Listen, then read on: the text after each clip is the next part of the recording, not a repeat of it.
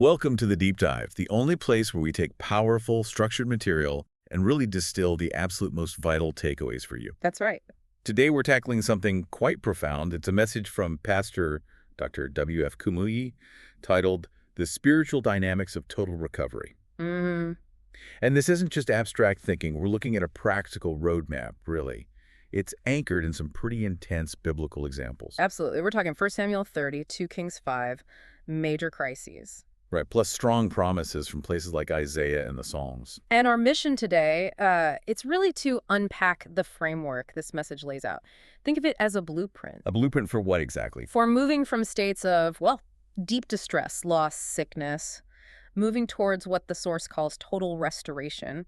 We're looking at the steps involved: emotional, practical, spiritual. And the payoff, according to the source, seems immediate and transformative for you, the listener. Definitely. It talks about joy, new life, a new drive, determination. Fulfillment, inner strength, even the courage to start life all over again. That's quite a promise. It really is. Okay, so let's dive into that first major case study, David, 1 Samuel 30. Ziklag. This is hitting rock bottom, isn't it? Oh, absolutely. I mean, imagine David and his men come back, their city is burned, family's gone, possessions looted, everything. Everything precious just vanished. And the text is clear about the impact, just crushing sorrow, distress, total exhaustion. But there's a crucial twist. The men turning on him. Exactly. The grief turned toxic. They were actually talking about stoning him. So David's facing external chaos and internal devastation. Right. And in that moment, when most people would lash out or just collapse. Yeah. David does something different. He does. The source highlights this very specifically. He encouraged himself in the Lord his God. Is that just faith? Or is it also maybe a strategic move to calm his men down? I think the source suggests it's both. That's why we call it the David principle. It's like spiritual triage. Triage. Yeah. Prioritizing God's direction over the immediate human reaction, even grief. He didn't just sit there. He sought instruction. That's where the ephod comes in. He asks Abiathar the priest to bring it. Correct. Think of the ephod as, well, like a tool for seeking divine guidance back then, a kind of spiritual compass. And he asks very specific questions, doesn't he? Not just help, but... Very tactical. Shall I pursue? Shall I overtake them? He needed a clear strategy. And the answer he gets is just total assurance. Complete. Pursue, for thou shalt surely overtake them, and without fail recover all. Wow. And the source draws a powerful conclusion from this. Because David talked directly to God, he gave this guarantee that no part of your possession will be in the hands of the enemy. So the first step to recovery, according to this principle, is getting that personalized divine direction, replacing panic with a plan from God. Precisely. Okay, so David shows us direction is vital. But Yeah. then we have Naaman, 2 Kings 5. This story teaches us something else, right? About attitude. It really does. Naaman shows that having the right direction isn't enough if pride gets in the way of actually following it. Yeah, he's this big contradiction. Captain of the Syrian army, powerful, respected. A great man, honorable, mighty in valor, the text says. But He's an incurable leper. Yeah. So public success, private agony. Sick, ashamed, depressed. that tension is key. And notice where the information for his potential recovery comes from. Right. Little captive girl from Israel. So unexpected. Humbling, even. Absolutely. It highlights that breakthrough can come from the simplest, most unlikely sources. So Naaman, he goes to Elisha's place expecting, what, a big ceremony. He arrives with all his horses and chariots, clearly expecting the VIP treatment, but Elisha doesn't even come out to see him. Just sends a messenger. Just a messenger with a really mundane instruction: go wash in the Jordan 7 times. And Naaman blows up. He does. He's furious. Rothan went away in a rage, it says. He expected Elisha to perform some grand gesture, call on God's name, wave his hands, something dramatic. And he looks at the Jordan River, probably buddy, and thinks, seriously, we have better rivers back home. Exactly. Abana and Pharpar are better than all the waters of Israel, he says. He's completely hung up on the method. He can't see past the simplicity. Why was he so fixated on the how? Well, the source suggests it's this expectation gap. His great status, he felt, demanded a great, impressive cure, not just dipping in a river. Until his servants step in. Yes, that's the turning point. They challenge him, basically saying, look, if the prophet asked you to do something huge and difficult, you'd have done it right. So why refuse something simple? The must have hit home. It forced him, as the source puts it, to correct his wrong attitude. And then? He swallows his pride, he goes down to the Jordan, does the simple, seemingly inadequate thing, dips 7 times. And the result? Total recovery. His skin becomes like a child's. He's clean. So the sequence here is crucial. Get the information, seek the divine remedy, but recovery only happens after the attitude adjustment and the simple obedience.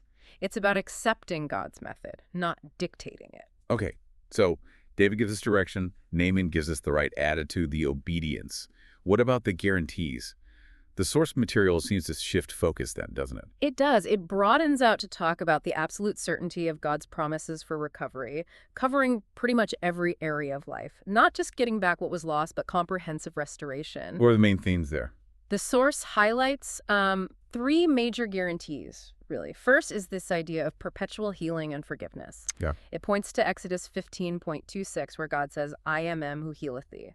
Notice the present tense, it's ongoing. Like a constant state. Exactly. And Psalm 103 reinforces this. God forgives all our sins, heals all our diseases, redeems us from destruction, renews our youth like the eagles. It's total package stuff. All iniquities, all diseases, that's comprehensive. What's the second guarantee? Peace and clarity. Jeremiah 3 is key here. Calling on God brings great and mighty things, specifically health, cure, and an abundance of peace and truth. And that pushes out confusion. Yes. The idea is that divine peace resolves both internal turmoil and external chaos. It brings stability. Okay, healing, peace. What's the third? This one's really powerful. Supernatural strength and active triumph. That was dynamic. It is.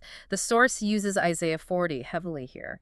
God gives power to the faint, increases strength when you feel you have none left. That's the famous passage about waiting on the Lord, right? Mounting up with wings like eagles. That's the one. They shall run, not be weary, and they shall walk and not faint. It's about supernatural endurance, breaking through natural limitations. But you said active triumph. It sounds like it goes beyond just personal renewal. It does. It includes victory over opposition. Isaiah 41:10 starts by removing fear. Fear thou not, for I am with thee. God's presence is the foundation. Yes. But then the imagery gets, well, quite aggressive. You, the believer seeking recovery, are promised to be made into a new, sharp threshing instrument having teeth. A threshing instrument. What does that symbolize? Think about what it does. It separates valuable grain from useless chaff, often by force. It's designed to break things down. So the metaphor means? It means recovery isn't just about getting back to normal. It's about being empowered to actively overcome huge obstacles, the mountains and hills in your life that seemed impossible before. You're equipped to conquer. Wow. So restoration and empowerment combined. Exactly. And it culminates in that final assurance from Isaiah 54:17, "No weapon that is formed against thee shall prosper." Ultimate protection and vindication. Right. So we've got the crisis leading to direction, the need for obedience over pride, and these incredible promises. How does someone actually activate all this? What's the mechanism? The source brings it back to one core action, prayer. Psalm 65 says God hears prayer. It's the access point. But it's not just any prayer, is it? No, the crucial dynamic, pulled from Mark 9, is belief. Jesus' challenge to the Father with the afflicted Son is sharp. If thou canst believe, all things are possible to him that believeth. Belief transforms the prayer. The source argues it does. It shifts prayer from just a hopeful request to an active declaration based on the promises. And Mark 11 reinforces that, right? Believing you receive when you pray. Precisely. Mark 11 says, "Believe you have received it when you pray, and ye shall have them." The victory moves from the future into the present moment of faith. So you're not just praying, hoping for recovery. You're praying from a position of recovery based on the direction received like David and the obedience given like Naaman, trusting the promises are already secured. That's a significant mental shift. It is. And the source distills the characteristics of this kind of effective prayer. It needs to be fervent, passionate. It must be faith-anchored, grounded in those promises. And it has to be prevailing. Prevailing. Meaning it pushes through resistance. It's described as mountain-moving prayer, yoke-breaking prayer, even destiny-changing prayer. It's active, targeted faith in action. And the outcome of engaging this mechanism. The ultimate promise, as the source puts it, is that God doesn't just restore, he upgrades. He fulfilled petitions and gives you something higher, greater, better, richer, and farther until you get to the top. That truly defines total recovery then. It's not just getting back to square one, but advancing beyond it. Exactly. Restoration as advancement. Okay. So to kind of pull this all together from our deep dive, the message presents total recovery as this three-part dynamic. It starts with a crisis that forces you to seek divine direction. That's the David principle. Right. Then that direction has to be met with humility and simple obedience, overcoming the Naaman principle. Got it. And the whole process is underwritten by these comprehensive divine promises for health, strength, triumph, all activated through that specific kind of targeted, faith-anchored prayer we just discussed. It's a clear sequence, which leads to the call to action in the source material, doesn't it? For you, the listener. Yes. It really boils down to placing your trust wholly in God in every situation and actively casting your cares and burdens onto Him. Relying on that framework. Fully relying. Yeah. And the message ends with a pretty stark challenge about dependence. The part about blessings versus curses. Right. Blessings for wholly depending on God, but bitter curses for trusting in man instead, which leaves us with a really practical, maybe even difficult question to ponder. Okay, what's that? Well, think about David needing direction when everything collapsed, and Naaman needing to obey a simple, almost irrational instruction.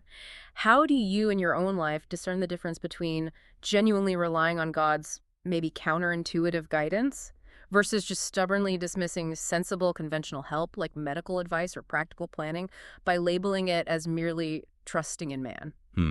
That's a tricky line to walk. Where does faith-based action meet practical wisdom? Exactly. How do you apply these principles without falling into presumption on one side or neglecting faith on the other? That tension between divine reliance and human responsibility, that's probably something worth carrying forward as you think about your own path to total recovery.